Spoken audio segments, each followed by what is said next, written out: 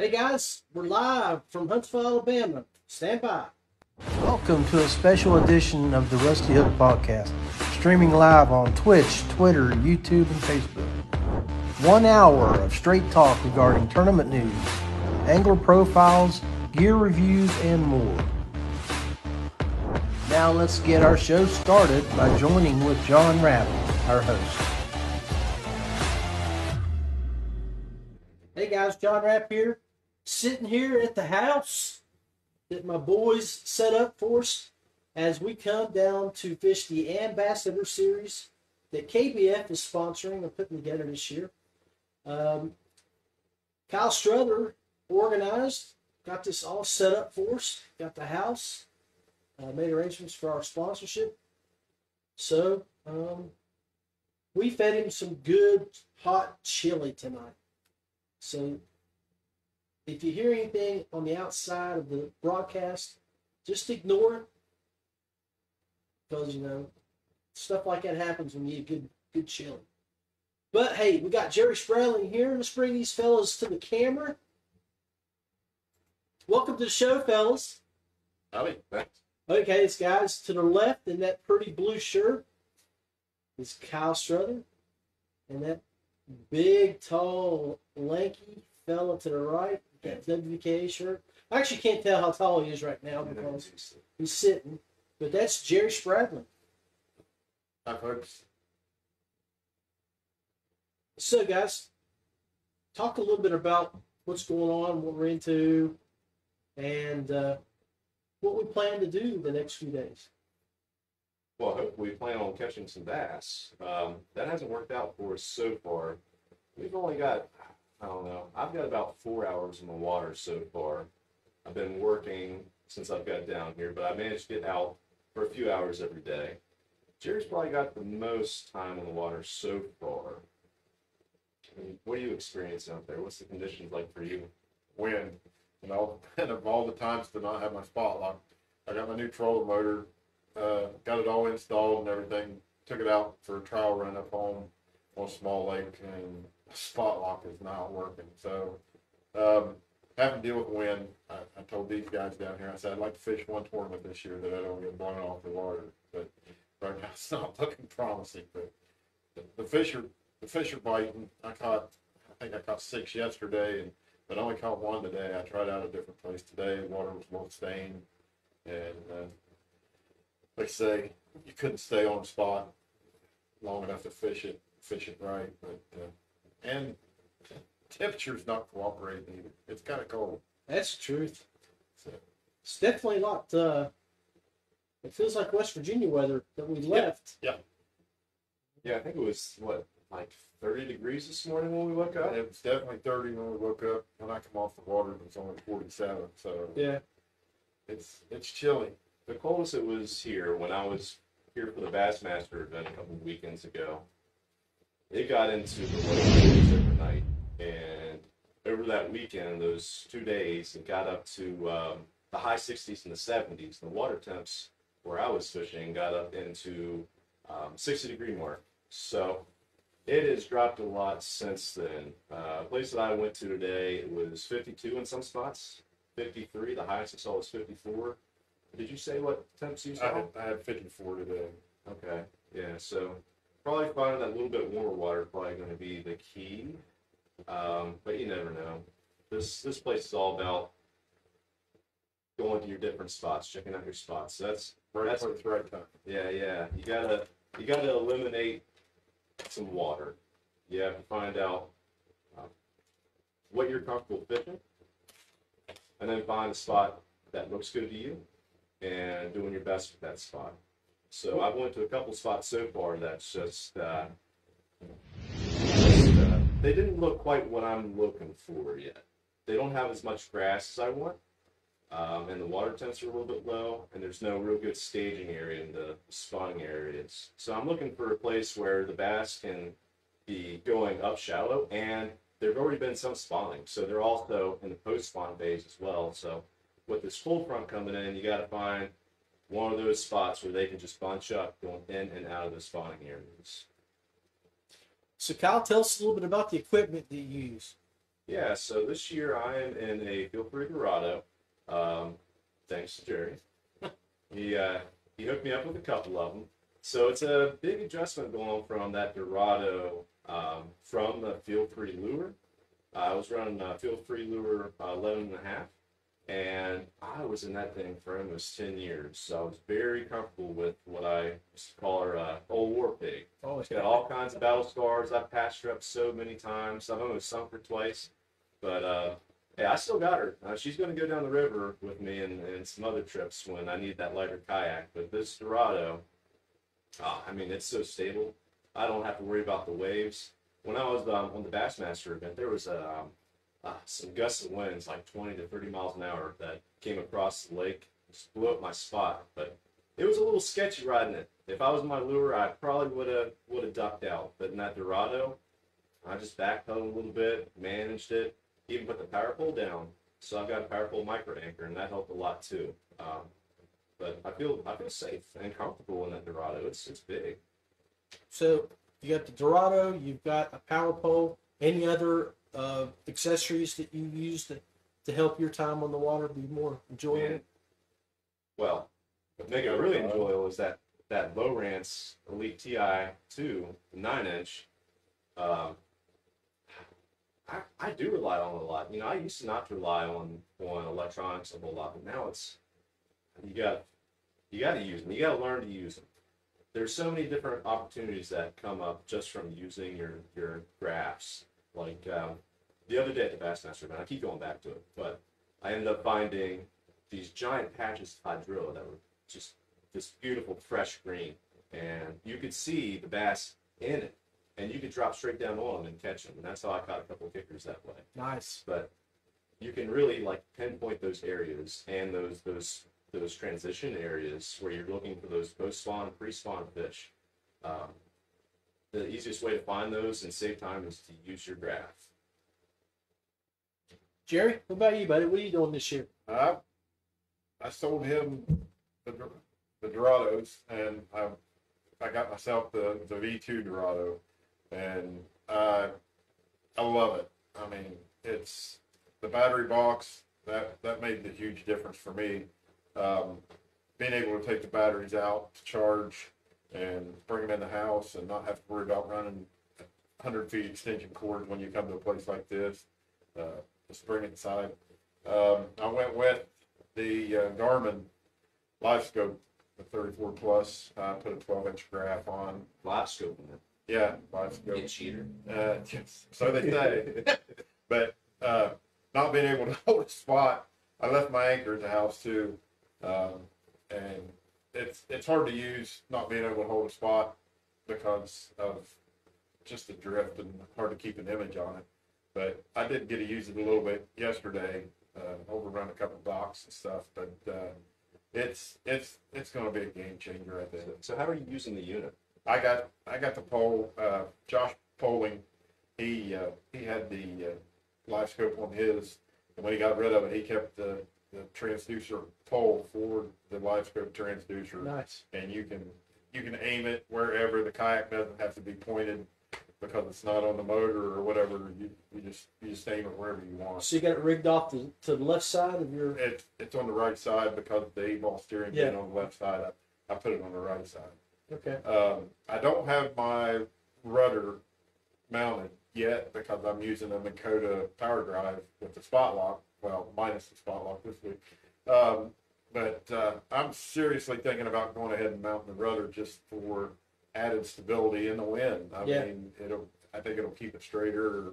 And even if like working a bank, I think you can use that rudder and the motor and position the kayak to where if you just want to leave it locked on, say at 2 miles an hour or whatever, and fish a bank, it'll keep the kayak in position even in the wind. That's a sneaky thing you can do with the power pole is you can drop that power pole down and it catches enough water if you're deep enough. Oh, okay. Or even if there's like a little bit of grass or you're just barely taking the bottom, you slow you down just enough on that trip. Keep it back in where it's supposed to be. Yeah. I mean, I'm a big guy.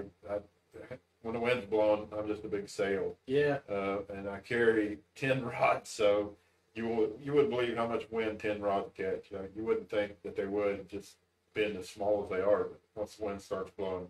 They were singing out there today, Yeah, too, weren't they? the line on them sings to you. Yeah. So with your live scope, are you seeing fish with it right now down here? Well, I did around the docks, like I said, but I didn't even put it in the mount today. I just used the down stand and was finding the grass on the bottom because the fish I saw today, they weren't up on the bank. They were in 3-4 feet of water. The fish I did catch today, it was on a moving bait. Yesterday, all the fish I caught was on plastics, but I'm gonna try a different spot tomorrow and see what it brings. Hold tight with that thought. Guys, we're going to come right back and we're going to do an angler profile. What we'll do is we're going to do an angler profile for one of our buddies and then take a quick break. And then when we come back, we'll let Jerry start off on what he's learned the past 2 days and what he's going to try to figure out the next couple.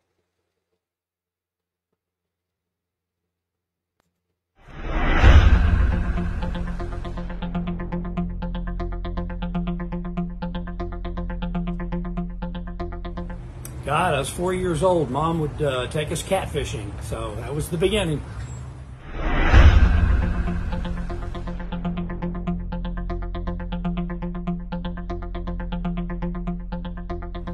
My favorite technique is sight fishing, absolutely. Finesse would be my second choice.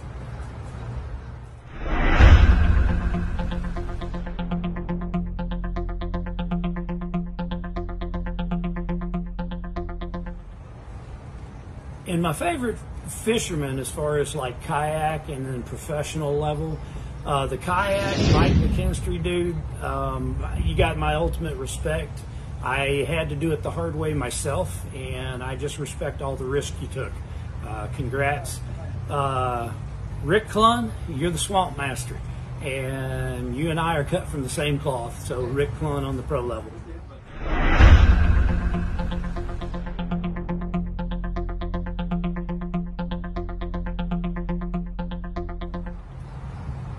My least favorite fishing technique, deep water. It's something that I still got to get more appropriate with in my applications.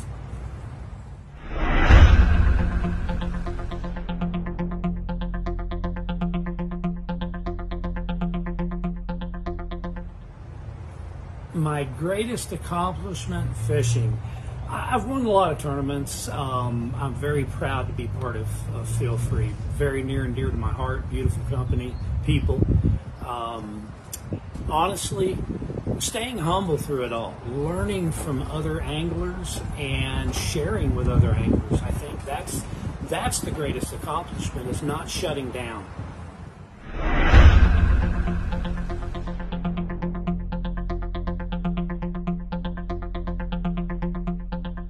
Fun day of fishing to me would be probably the late Doug Hannon, and I used to fish a lot with Doug, learned a lot from him, and we just had a blast. He's such a normal, everyday guy, so that would be fun.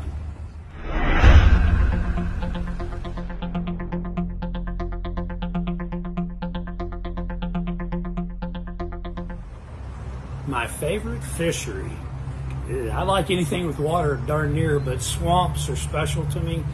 Big bass, heavy cover, gorilla fishing. That's my favorite. Feelfree kayaks. Paddle, pedal, or power. There's something for everyone. Do Bro Fishing.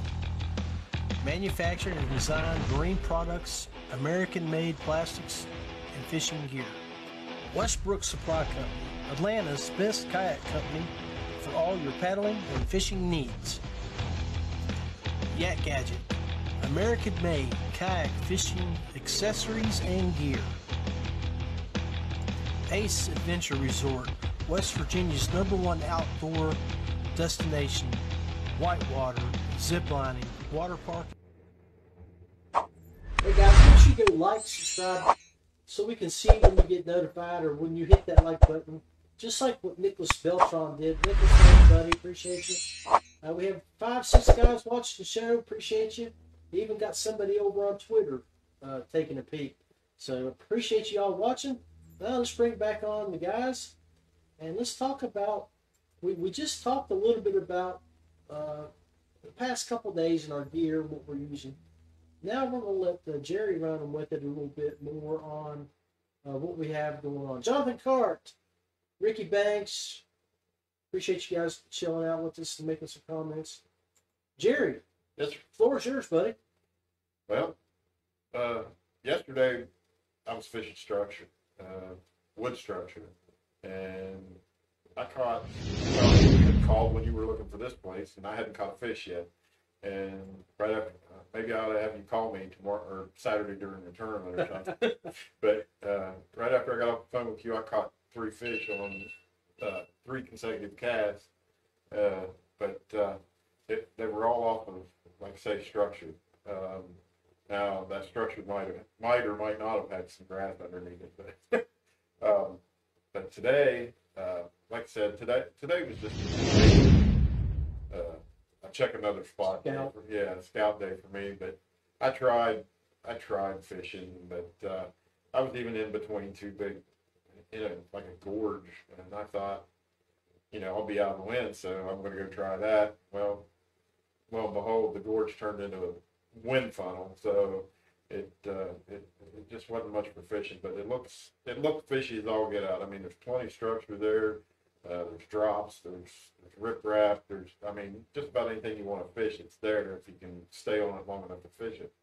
But tomorrow's a different day, so I'm going to try another spot, and I think I might head further south tomorrow and see what's up and down that way. Kyle? Yeah, so I've been eliminating water like Jerry. The first spot I went to when we first got here, a spot that I know, and I've done well before there. I checked it out, but it was just too muddy. And usually with grass and mud, it's not the best thing to fish, in my opinion. I think it makes it a little bit too difficult, especially for fish that aren't used to the mud. And so when they're buried up in that grass, around that grass, more often than not, they're going to miss your bait. The strike zone becomes much smaller. A bunch of grass, and they can't see. So you want to try to find that cleaner water when you're fishing grass. But there's always exceptions to the rules. I'm not saying you can't catch fish, and I've had bites in there, but it's probably not a place that I feel comfortable fishing with. So I've been looking for that cleaner water. And today I found a little bit cleaner water today, but there wasn't as much grass. I was throwing a larger swim bait today over top that grass, and I had about a 17 or 18 inch bass come out from underneath that net, and all I did was just grab the tail of it and swam down with it. I just watched him. There's nothing I could do. Set the hook, comes right out of his mouth, and that kind of tells you that they're a little bit off. They're not eating that good. It was more of just a reaction strike. He just reached out and grabbed it. So I'm not sure if I'm going to pursue that area for this weekend. I have another area in mind that I went to that fish during Bassmaster event. It's a little bit of offshore and a main lake point with some docks on it. And I can probably rotate between those two and to see when those fish will fire up and try to maximize my opportunities on those areas by running back and forth until the schools fire up. But I could find something tomorrow when I'm fishing, or maybe Friday, and completely change my plans. It's you just got to keep your mind open. You can't get too focused on one thing, and you got to fish what you feel comfortable with. That's the key. That really is, truer words could not be said. If you are not comfortable with your techniques and the waters that you're fishing, then your mind is not in it. I was fortunate enough. I went out and tested my new seat today. Okay, I'm going to have to mute these guys or they're going to blow us up. Paddle and fin guys are talking. We're going to have to mute them. Mute and paddle and fin. So there we go. That should be. But yeah, so I took out that new seat today, and it was the first opportunity that I had to get to sit in that. It's 360. Sits up a lot higher.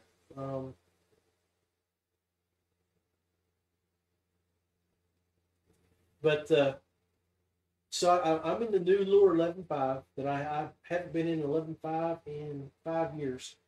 Hey, Philip and Sierra, thanks for chatting with us, and we would thank you for the love and the wishes for good luck. Trust me when I say we'll take anything and everything you send to us. Shout out to Philip while he's there for all the help he gave me setting that kayak up. Well, yeah, setting up the Garmin. Late phone calls and late texts and stuff like that. He helped a lot. Yeah, he even took one from me when I was calling him about wiring. but yeah, appreciate you, Verge. Welcome to the team. We'll see you here in about 45 minutes, Big Daddy. Thanks for chilling in and watching the rest of the other. But yeah, that new seat sits so much higher than the gravity seat that my 260-pound frame was a sail, and I was a little wary for my first hour or so out on the water. Notice how he said frame? Yeah. I feel like Rodney Dangerfield here. But yeah. He also said only. Oh, man. Guys, stand by. We'll take a break while I go. Poison the chili.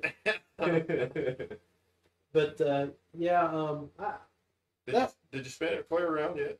I did not spin it clear around. You know, for some reason, I must know how to use a paddle and stroke the bike properly in my Lure 11.5.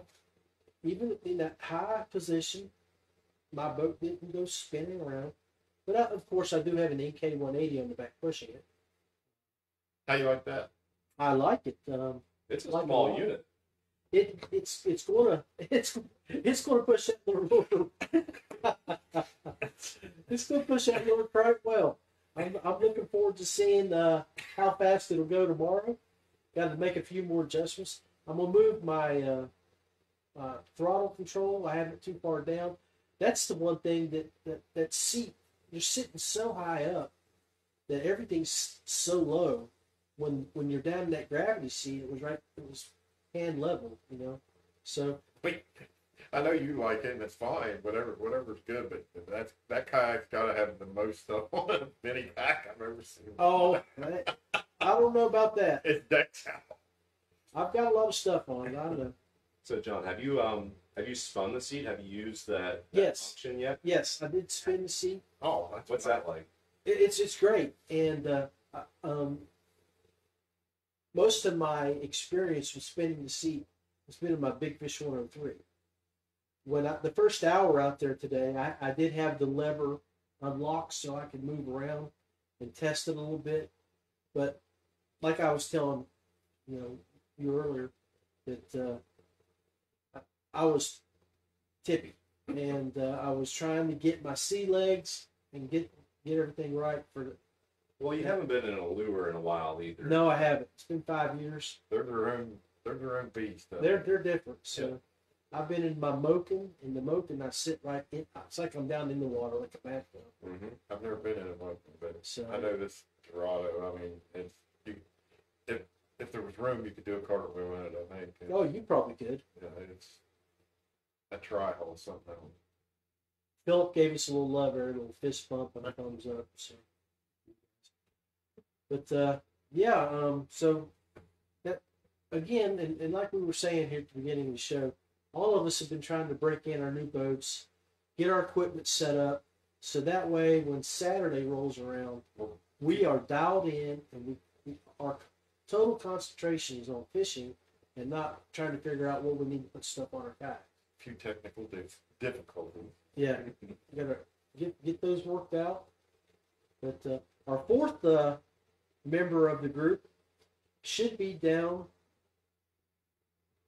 Thursday night late. Is he watching? He's probably watching the show. If not, he's probably outside packing his truck, then unpacking it, and then packing it and unpacking it, packing it. Poor But guy. I got to tell you, If he is watching, tell him if he's got an extra anchor to bring it.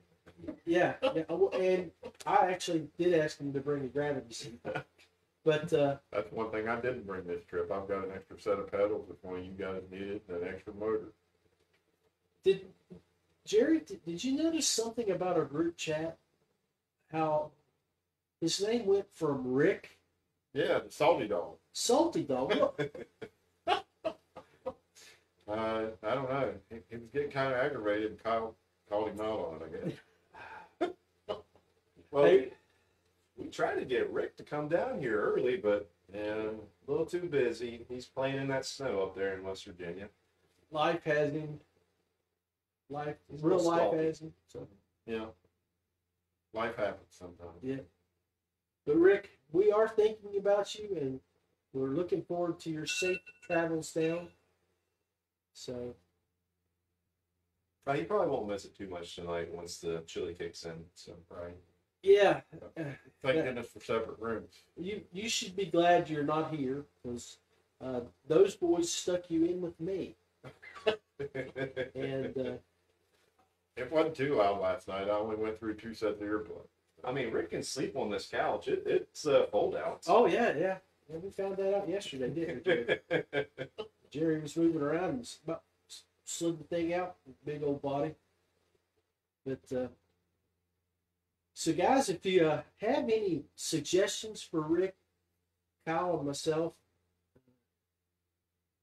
we would love to have them for the next 24 hours, and then after that, I think we got to go radio silent. But if you're in the area, and this is the other thing, guys, if you're already down in Huntsville, give us a shout out. Hit one of us 3 up, and we would be glad to meet with you for lunch, dinner, talk about fishing.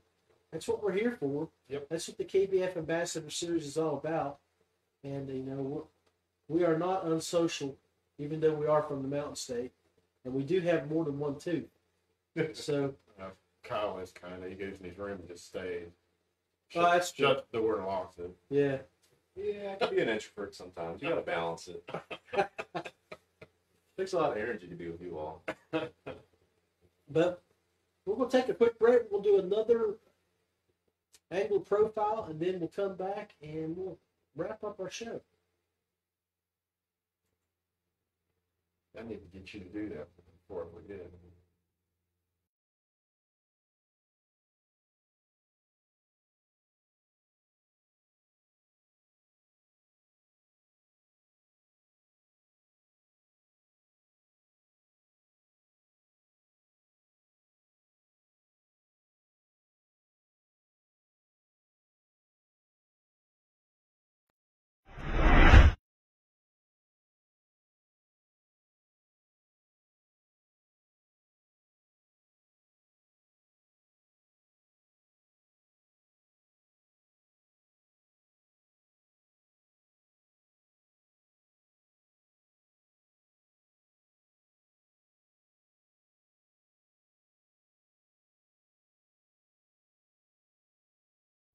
Little technical difficulties, but we're going to get him rolling here soon.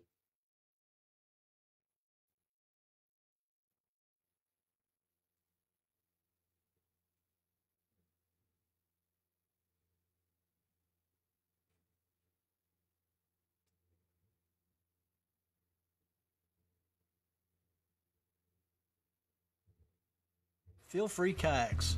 Paddle, pedal, or power. There's something for everyone. Do Bro Fishing. Manufactured and designed marine products, American-made plastics, and fishing gear. Westbrook Supply Company. Atlanta's best kayak company for all your paddling and fishing needs. Yak Gadget. American-made kayak fishing accessories and gear.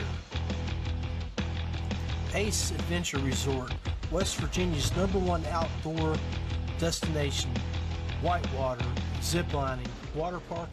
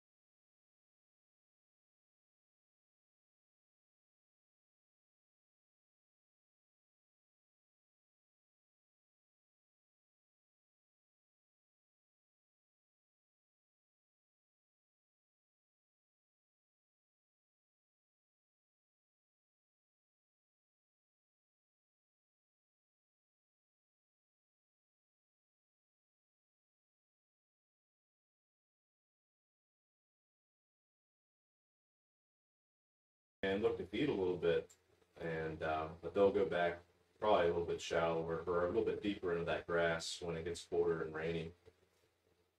What do you think? I think it's crazy sometimes. You know, we've caught fish in 50-degree water with their heads sticking out of it, and in shallow water before. It's just a matter of what they want to do, and then you've got to figure it out. So guys, what we're talking about here while we were muted was that we've got some weather patterns coming in that are crazy here in Alabama. It's going to be warm the next couple of days, and it's going to be cold again and rain on Friday. And then Saturday, we're looking at another cold spell. So, yep.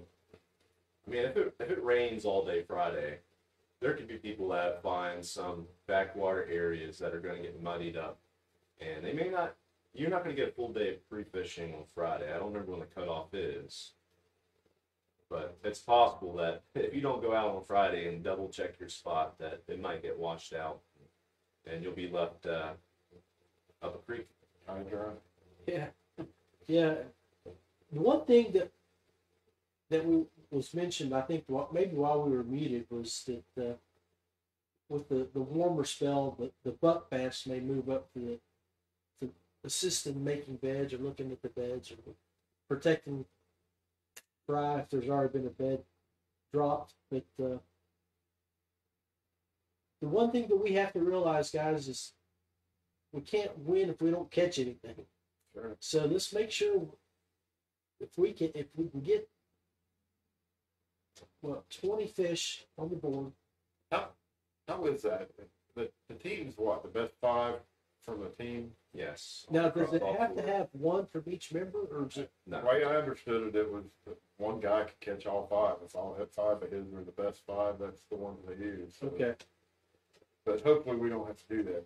Hopefully all 4 of us catch one big one each, and then somebody's got to pick up the bonus. Well, we do have a plan in place, and that is go big or go home, right? We're just gonna make Rick do it all when he gets here. Yeah. Yeah. That's the way it's going to work, I guarantee you. Yeah. But there's also the individual tournament that we're all entered in as well, on top of the team event. So, if you get on them, you're helping the team and you're helping yourself. Exactly. Right? You could have a 10 grand payday. Right. But you'd split some of it, wouldn't you, Jerry? Probably not. Maybe John. I love you too, big daddy. Okay, well, we've been on the live show here for about 35 minutes.